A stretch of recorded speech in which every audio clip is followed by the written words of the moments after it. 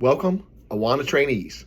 Just wanted to keep you guys posted on our expectations for leaders at Awana.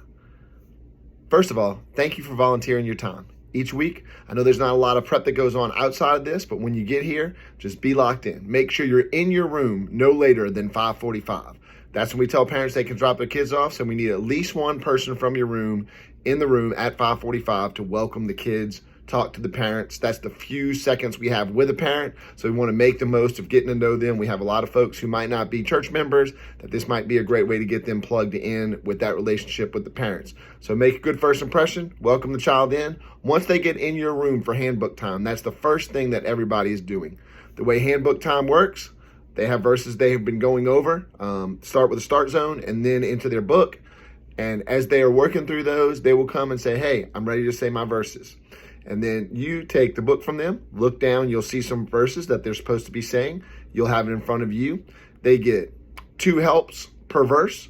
So that if they have to stop and need a little help, you help them out, maybe give them a word or two, and then they keep going. They might need the reference, you give them that. So if there's 2 helps, they're good to go. If they needed more than 2 helps, then that's time when you say, hey, why don't you go look over this verse just a little more? We don't know it just yet. And they just keep working on it. The goal is to only have 2 helps, and then if they only had that many or less, then you sign off. Once that's done, you sign off in the book, your name and the date they did that verse. Then you move over to the binder. There's a binder that has a record card on it. You look up, if it's 1-1, in 1-1, you're signing off, initially, or checking, hey, they did that verse. So that way we know where they're at if they don't have their book, if they lose their book, that sort of thing. So it's just a record-keeping situation.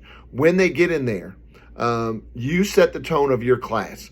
You might want to have some things laid out for them to do. We can get you some color sheets. We can even get you some games, puzzles, whatever you want before the class starts. But remember, whatever you do, if it's too much, then they're going to want to do that instead of the book, and that's not what we want. So we want to do appropriate things that work. I'm also supplying you guys with a list. Attached is a list of just some time killer games, things to do that are just fun with the kids, that are real easy, not a lot of prep. So you can feel free to use some of those in your classrooms.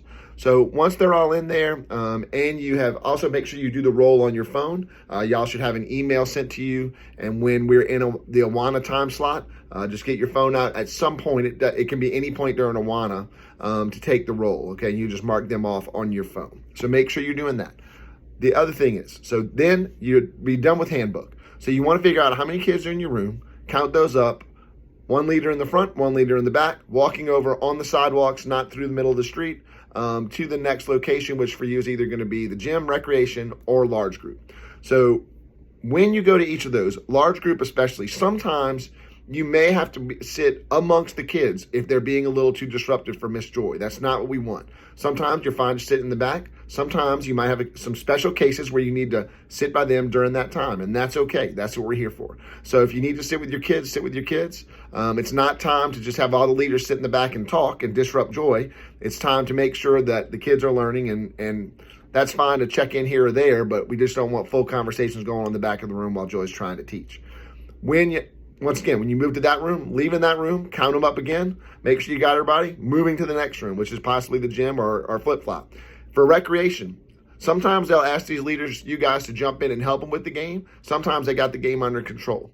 So usually after each of those, if you are in Sparks, when you dismiss, you'll dismiss from the large group room. You want to just make sure that none of those kids are running out of the room. They're staying in their seat until their parent comes through to pick them up. Same with the gym. The gym's a little trickier, but we just want to put eyes on all those parents and all those kids and make sure they get to the right spot. If for some reason someone has not picked up, all you do is let Jamie, Melissa, Terry, myself know. We'll try and contact the parent, give them a call. We have all those numbers on our phones. We can access that. But that is the general idea of what it takes to be an Awana leader. If you've got any questions about this, feel free to email, text, call, anything like that. I'd love to help you get squared away if you have any other questions. But thank you guys for serving. Looking forward to a great night. If you need anything, just let us know.